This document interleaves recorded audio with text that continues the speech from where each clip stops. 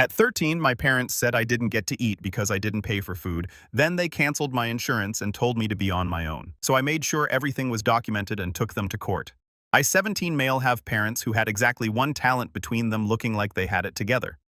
My dad sold medical devices, good money company car expense account. He treated like a personal ATM. My mom hadn't worked in years, but somehow always had fresh nails and a rotating collection of throw pillows from Home Goods.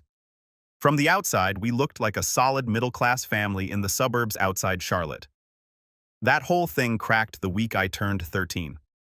I came home from school needing supplies for a history project, poster board, markers, the usual stuff. My mom was on the couch scrolling her phone next to a pile of shopping bags from TJ Maxx. I asked if she could take me to Walmart, and she didn't even look up. Just said I was old enough to figure it out. Her and my dad had decided I needed to learn how the real world works. Then she hit me with this whole speech about how kids my age in other countries were supporting entire families and American children were soft because parents coddled them instead of building character. Within a month, they stopped buying me lunch money, then school supplies, then clothes. The message was always the same. I was spoiled. They weren't running a charity, and we weren't poor. My dad cleared 6 figures in a good year. They went out to eat 3-4 times a week. They had the money. They just decided I wasn't worth spending it on. So I adapted, picked up odd jobs, washed cars for $10, cleaned gutters for 20, figured out how to make ramen 6 different ways, and which gas station on Route 4 sold day-old sandwiches for $1 after 8 p.m. Bought my own shoes from the Goodwill on MLK Boulevard. Walking into 8th grade in scuffed-up clearance sneakers while your mom drives a leased Lexus does something to your brain that doesn't fully heal.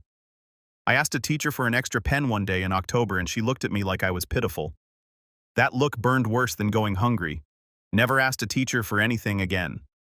My dad loved to perform fatherhood for an audience. At neighborhood barbecues, he'd clap me on the shoulder and brag about how I was learning the value of $1. Told his buddy Phil that the problem with kids today was that parents handed them everything and he was raising a man, not a dependent. This speech was usually delivered holding a $12 cold-pressed juice next to a cooler of imported steaks. Dude had the whole neighborhood convinced he was dad of the year, and if you questioned the act, you got frozen out of the social circle. The thing that really sealed it for me was Thanksgiving that year. They hosted. My mom spent $300 on a spread that could have fed 20 people, turkey glazed ham, 4 different pies. I know the exact amount because I saw the Costco receipt on the counter and memorized it. I sat at that table eating food my parents paid for and realized it was the first real meal they'd given me in weeks. They'd spend any amount to look good for an audience. But feeding their own kid on a random Tuesday, that was my problem. I started keeping notes that night, just a cheap spiral notebook from the dollar store. But I wrote down dates, what they bought for themselves, what they didn't buy for me, every conversation where they told me to handle my own expenses. I didn't know what I'd do with those notes yet. I just knew that one day, the gap between who they pretended to be and who they actually were would matter. And when that day came, I'd have receipts. There was one night around this time, maybe 3 weeks after the whole thing started, where I was eating plain rice in the kitchen at like 10 p.m., and my mom came in for water. She stood at the counter watching me for a second. Then she opened the fridge, pulled out leftover chicken from their dinner, and set the container on the table next to me. Didn't say anything, just went back to her room. My dad never found out. It confused me more than it helped, honestly, because it meant she knew. She knew it was wrong, and she did it anyway every other day except when guilt caught her at the right angle. By 14, I had a steady job at a small engine repair shop near the industrial park off Highway 51. Started sweeping floors and organizing parts bins after school, earned the owner's trust, and within a few months, I was doing real work under his supervision. He didn't ask a lot of personal questions, but he noticed things. He noticed I showed up hungry most days and started keeping a box of granola bars and bottled water in the back room without making a thing of it. He noticed my clothes were getting smaller on me because I was growing and not replacing anything. Left a bag of his nephew's outgrown stuff on my workbench one day with no note. He paid me cash at first, then moved me to a real paycheck when I turned 15 and got my work permit. $12 an hour, 15 hours a week during school, more in summer. Wasn't a fortune, but it was mine, and I earned every dollar with grease under my fingernails. I kept every receipt. Every pay stub went into a folder I hid in the lining of my backpack. I opened a checking account at a credit union across town, not the bank my parents used using my school ID, and a copy of my birth certificate I'd found in a filing cabinet while my parents were out. The credit union had a youth account program that only needed valid ID and a $10 minimum deposit. The account was in my name only, set up direct deposit through the shop, and never mentioned any of it at home. My neighbor Vince became the other anchor in my life during this stretch. Retired electrical contractor, early 60s, former Army. He noticed I was leaving for work before dawn and coming home after dark. One Saturday, he walked over while I was fixing my bike chain and just set a grocery bag on the ground next to me. No speech. No pity face. Bread, deli meat, apples, protein bars. I almost lost it right there on the driveway, but I held it together because that's what I'd trained myself to do. Vince let me store my tools and important papers in his shed after my parents started going through my room. And that was the first real jump from neglect into them actively messing with me. I came home from work one Wednesday and found my dad sitting at the kitchen table with my budget notebook open in front of him. He'd gone through my desk, found my records, and wanted to know why I had over $2,000 saved. He was tapping the notebook like it was evidence in a trial. $2,000. You've been hoarding money while this family bleeds. I spent most of it on school stuff and bus passes. Don't insult me. Where's the rest? I held his stare and said nothing. He couldn't prove anything because I'd already moved my real savings to the credit union. After that, every important document went to Vince's house. Yes, I had to trust a stranger because my family were that bad. In a fireproof lockbox he gave me from his own garage, my pay stubs, my budget records, screenshots of their spending pulled from the family Amazon account. Photos of their DoorDash order history piled up in the kitchen trash, while my shelf in the fridge held a half-empty jar of peanut butter and some American cheese slices going stale. I also started doing small electronics repairs on the side, fixing cracked phone screens and dead charging ports for kids at school. $10 for a screen swap, $15 for a charging port. Wasn't huge money, but it added up to another 100 or so a month that my parents knew nothing about. Every dollar went into the credit union account. School was its own grind. My grades slipped hard because I was running on fumes. I'd work until 9, come home, do homework until midnight, then drag myself out of bed at 6. Failed a math test for the first time in my life, then failed another one. My shop teacher, former Navy guy, noticed I was falling asleep in class and pulled me aside. You lost 8 pounds since September. I can see it in your face. What's going on at home? I gave him a partial version. He didn't push for the rest. He started letting me use his classroom during free periods to catch up on assignments and connected me with the school's free tutoring program. He also just started keeping an eye on me in a way that felt protective, without being smothering, checking my attendance, tracking my weight, noting stuff in his own records. Meanwhile, my parents were perfecting their public image like it was a sport. Church every Sunday morning, front row matching outfits. My dad joined the HOA board. My mom volunteered at the school book fair and posted about it on Facebook like she was saving the world. They looked like parents of the year from the outside, while I ate rice and hot sauce for dinner 3 nights a week. I made a mistake around this time that actually cost me. Left my phone unlocked on the kitchen counter while I was in the bathroom, and my mom saw a text from my boss about my upcoming work schedule. It mentioned my hourly rate and estimated monthly earnings. She told my dad that night. They sat me down at the kitchen table and told me that since I was earning adult money, I needed to start acting like an adult member of the household. They wanted $400 a month. I was 15 years old. My dad had typed up an actual document on his laptop, printed it on white computer paper with a header that said, Household Contribution Agreement in bold. $400 a month plus a share of utilities. Effective immediately, signature line at the bottom with a date field. He held it out with a ballpoint pen like this was a normal business deal and not a grown man trying to shake down his own kid. But here's the part that actually hurt. Because my mom had seen the text, she also told him about the side work, the electronics repairs, which meant kids at school found out I'd been exposed, and a few of them stopped bringing me their phones. Lost maybe half that side income overnight, not because of anything I did wrong, but because a 15-year-old's phone repair business doesn't survive when people think your parents might show up asking questions. That stung. I did the math on the rent demand while they watched me. Between the shop and what was left of my side work, I cleared maybe $600 on a good month after taxes. $400 in rent, plus utilities would leave me less than $150 for food, clothes, school supplies, and everything else my parents had stopped covering years ago. It just wasn't possible. I told them I needed a few days to think about it. My dad slammed the pen down. A few days. Real men don't need a few days to help their own family. My mom's voice cracked on cue. We gave you everything and you can't even do this one thing. You just remodeled the bathroom, I said. Rainfall shower head, new tile. You're not struggling. That shut them up long enough for me to get to my room and lock the door. I called my boss that evening. He listened without interrupting, which was his way. And when I finished, he went quiet for a second. Kid, you need someone with a law degree, not a wrench. That one sentence changed everything. Next day after school, I went to the public library downtown and used their computer to search for legal aid in the county. Called 3 numbers and got voicemail automated menus and 1 disconnected line. The 4th one connected me to a receptionist who said minors couldn't request services without a parent or guardian present and hung up before I could explain. I almost quit right there, but I went back the next day, called the same number, asked for a supervisor, got transferred twice, sat on hold for 40 minutes, and eventually reached a woman at the county legal assistance office.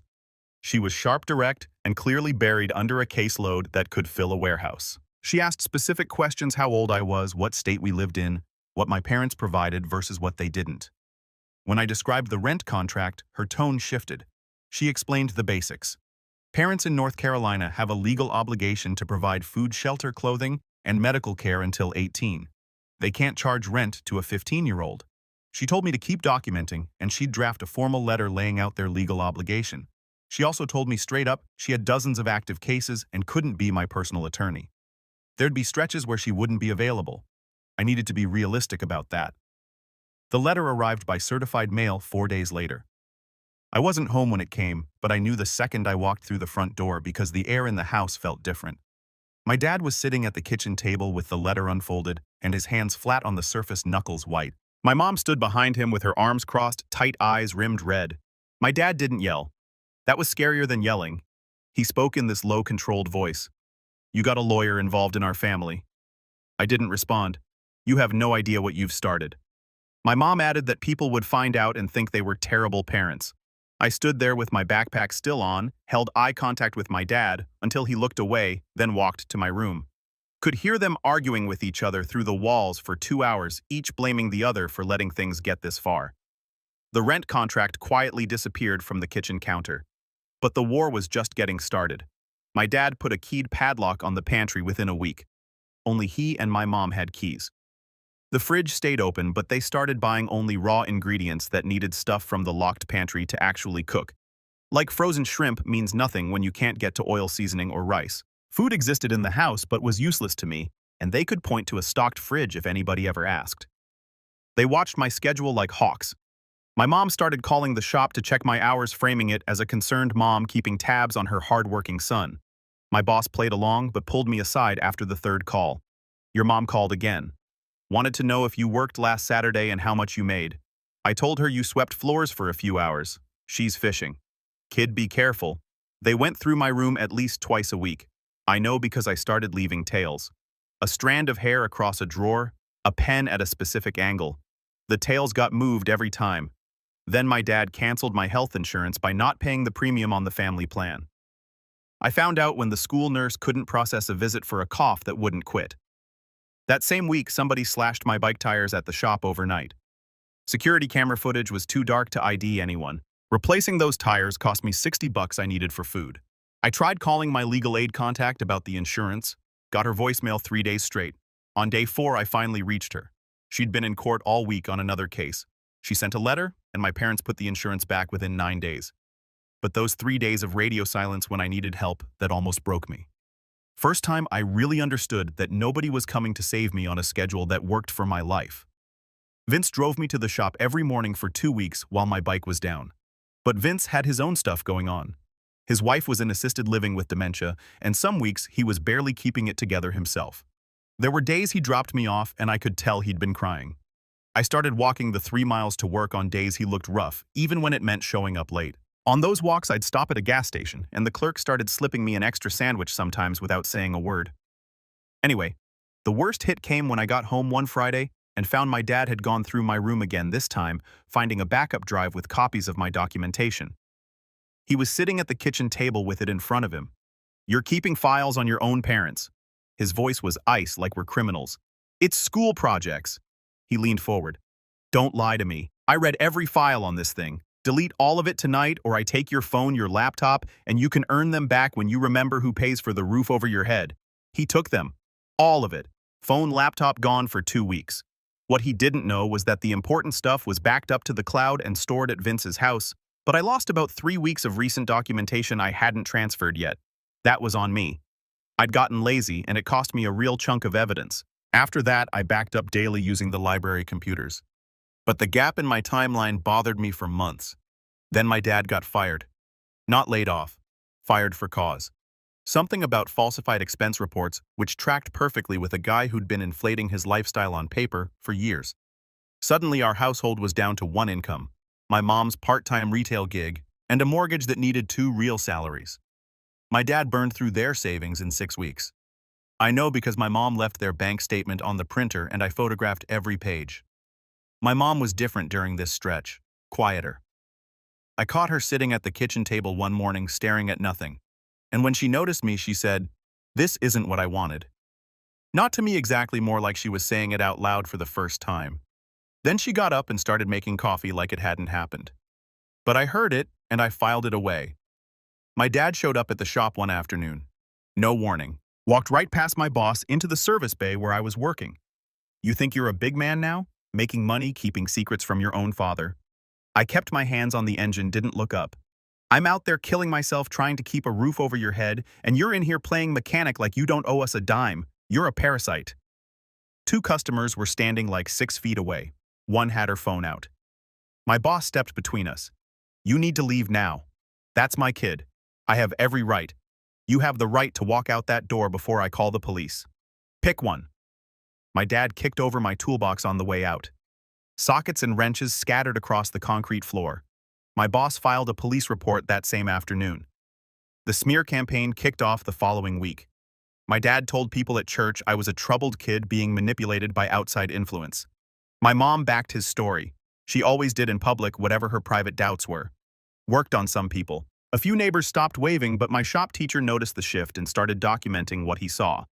My weight still dropping, the dark circles, the gap between my parents' public story and what was obvious to anyone actually paying attention. He reported his concerns through proper channels, which triggered a mandated reporting thing under state law. I found out when the caseworker called my cell 2 days later. The caseworker was overworked and running on autopilot. My case was one of probably 40 on her desk. She scheduled a home visit and told me to have my documentation ready. I spent that week prepping. Every photo receipt, screenshot, and dated notebook entry went into a 3-ring binder organized by date. Half my documentation never made it in. The library printer was down for days, and I ended up at a FedEx spending 18 of my own money to print proof my parents wouldn't feed me. I was mostly on my own for this one. My parents staged the house like an open listing, deep cleaned every room, stocked the fridge, took the padlock off the pantry. My dad wore a button-down and used his sales voice. And honestly, the first visit didn't go great for me. The caseworker saw a clean house, a full fridge, 2 parents performing their hearts out. She pointed at the screw holes where the padlock had been, and my dad didn't miss a beat. Had a rodent issue last spring. Squirrels got into the pantry through the attic. We sealed it up, but the holes are still there. Been meaning to patch that. She wrote it down without pushing back. My parents rattled off details about my school schedule. Close enough to sound credible. Not quite right on any of it. The caseworker said the case would stay open and she'd return in 3 weeks, but her tone said she was checking a box before moving to the next house on her list. I went to Vince's shed after that visit and punched a workbench until my knuckles bled. 3 years of keeping records, and the system looked at my parents' clean kitchen and shrugged. Vince found me there 20 minutes later, bandaged my hand without a word, and said, "One visit doesn't close a case, you know that." He was right, but it didn't feel like it that night. After the visit, my parents held the performance for about 10 days. Then old habits crept back. The padlock didn't go back up, but my mom started buying food I was allergic to and claiming she forgot. My dad picked up his nightly interrogations about my income right where he left off. They couldn't help it. Control was their whole operating system. I tracked their finances through the bank statements my mom kept leaving on the printer. Credit card debt climbing fast. My dad's unemployment checks barely covered minimums.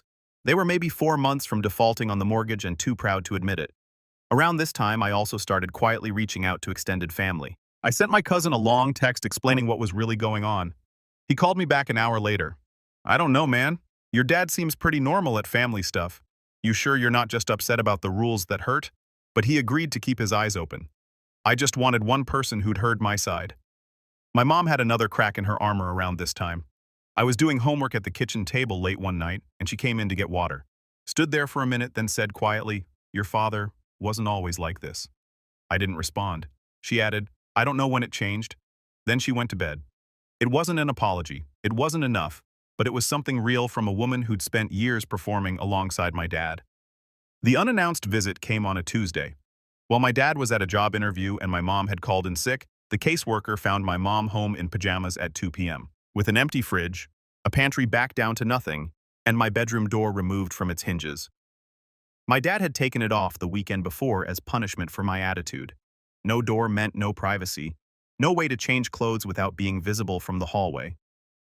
The caseworker looked at the empty hinges. "Where is your son's door, ma'am?" My mom's eyes darted. "My husband. It was warped. He took it off to fix it. When last week, I think. And the pantry. Last time I was here, it was fully stocked. We just haven't been to the store yet this week." The caseworker didn't argue. She just photographed the missing door, the empty pantry, the fridge contents.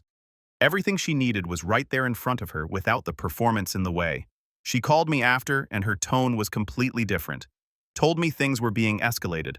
That night was the worst it ever got. My dad came home, and my mom told him about the visit. I was in my doorless room listening to him go from quiet to volcanic in about 30 seconds. He stormed down the hall, red-faced veins standing out in his neck. "You did this," voice shaking. "You brought the government into my house." I said nothing. "The second you turn 18, everything you own goes on the lawn. You are dead to me." I looked at him and gave him nothing. Silence was the one thing my dad couldn't fight. He grabbed my desk chair and hurled it into the drywall hard enough to punch a hole through. Plaster dust just hung in the air. Then he stood there breathing hard, staring at the hole he'd made. And for maybe 2 seconds, his face did something I'd never seen. This flash of something that looked almost like horror at himself, like he could see what he'd become from the outside for one brief second. Then it was gone. He stormed out the front door and didn't come back for hours. Next morning, I showed Vince the cracked wall. He photographed it with timestamps. I reached my legal aid contact. She called back same day for once and told me to file a police report. The officer who took my statement was young and clearly uncomfortable, but he filed it. 3 days later, my parents made their last play. My dad came at me with a new agreement. Softer language this time. No rent, just a voluntary contribution of $200 a month toward groceries. Calm voice, rehearsed delivery. My mom stood behind him, but she wasn't nodding along. She was just standing there with her arms crossed, staring at the floor. I pulled out my own document, 3 pages, mostly written myself, using a template my legal aid contact gave me because she was tied up in court again. It laid out every documented incident from the past 3 years. Food deprivation, padlocked pantry insurance cancellation, workplace harassment, property destruction. It said they provide all legally required support without conditions. My income stays untouched, and any violation gets reported immediately. My dad read the first page, and his face went through like 6 different expressions. My mom started crying, not the performance crying, the real kind where your hands shake and your breathing breaks apart. My dad refused to sign, pushed the document back across the table. I'd rather lose the house than let my own kid dictate terms to me. My mom stared at him, and this is where all those small cracks, the leftover chicken at midnight, the "this isn't what I wanted," the "your father wasn't always like this," finally split wide open. Her voice was flat, dead steady. "Sign it. You're taking his side now. I'm taking the side where I don't lose everything because you can't stop." She paused. "I've been going along with this for 3 years and look where we are." Sign the paper. Kitchen went silent. My dad looked at her like he was seeing someone he didn't recognize. Then he picked up the pen. They both signed. I photographed every page and sent copies to my legal aid contact and Vince before my parents even left the kitchen. Then I went to my room and sat on my bed staring at the hole my dad had punched in the wall. Plaster dust was still on the carpet. I hadn't cleaned it up because I wanted it there. Evidence you could touch. The wall was real. The hole was real. And the document they just signed was the most real thing in that house. People think revenge is a moment. A door slam, a mic drop, one devastating sentence. Nah, real revenge is a system. Months of patience that turns someone's own behavior into the weapon that takes them apart. My parents signed that agreement in December.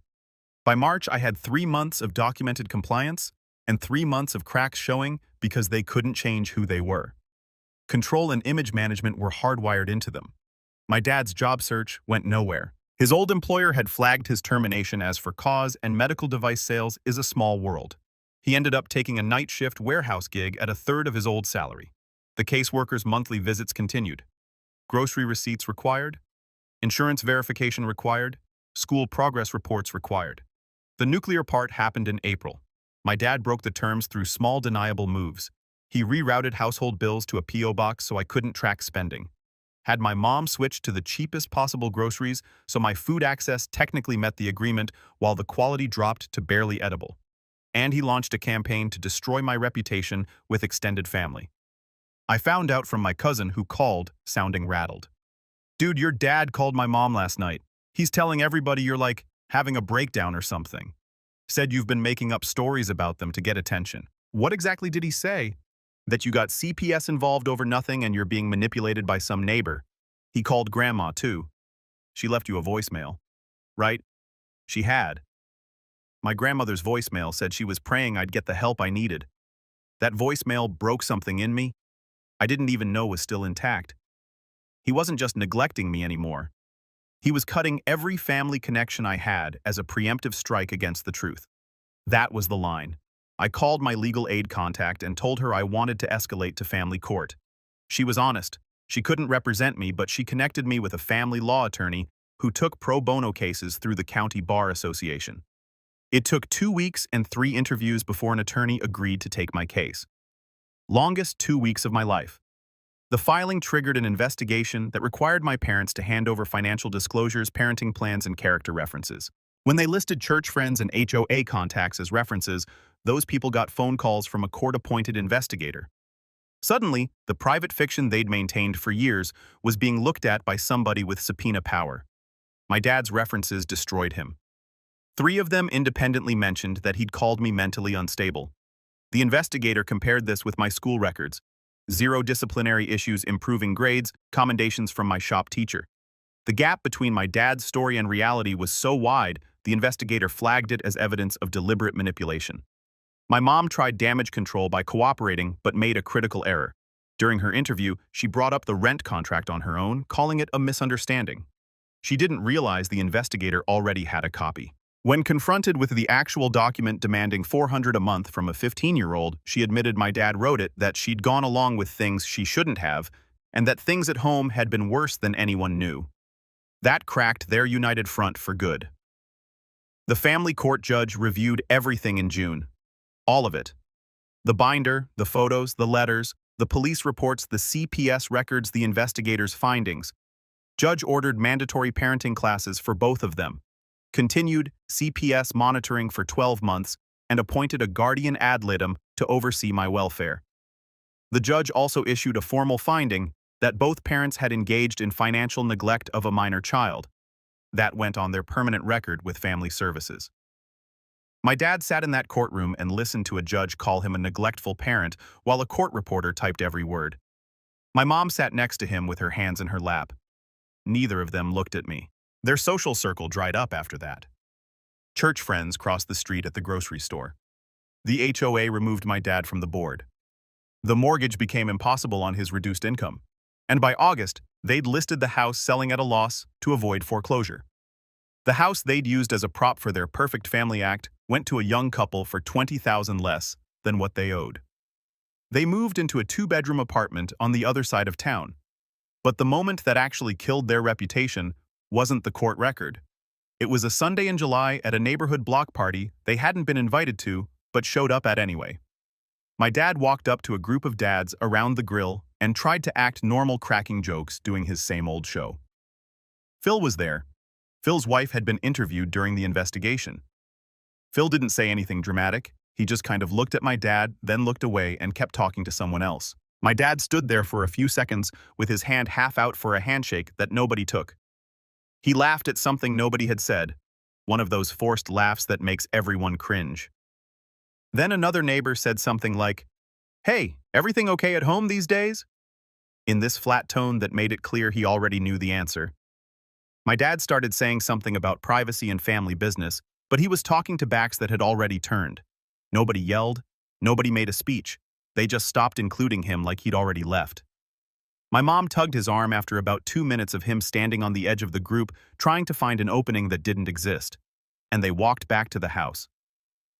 Sometimes the quietest rejection cuts deepest. My cousin eventually came around after the court findings reached the family. He told me a bunch of relatives had quietly apologized to each other for believing my dad's version. My grandmother never called me directly, but my cousin said she stopped talking to my dad entirely. The final confrontation came in September. I was 16. Got accepted into a dual enrollment program at the community college. My boss had given me more responsibility at the shop. Vince helped me open a savings account earmarked for college with over $4,000 in it. Most of it earned at the shop, some from the electronics work I'd rebuilt after the initial hit. My shop teacher wrote me a recommendation letter.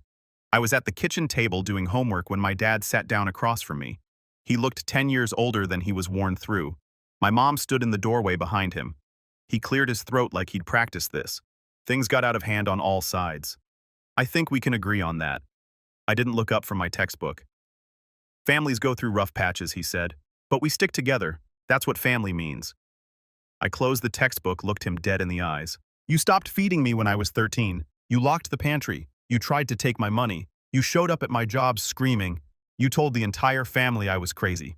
I paused. That's not a rough patch. That's a choice. You made it every single day for 3 years. I'm trying to. I'm not done. I don't hate you. Hate takes energy I can't waste on you. But I will never trust you again. Every decision I make from here on out is designed so I never need a single thing from either of you ever again. That's not anger. That's just math. My dad stared at me. My mom wiped her eyes in the doorway. Neither one argued. There was nothing left to argue with. I went back to my homework. They went to the living room. I heard the TV click on low volume. Some reality show my mom liked. Normal sounds in a house that hadn't felt normal in 3 years. It was quiet that night.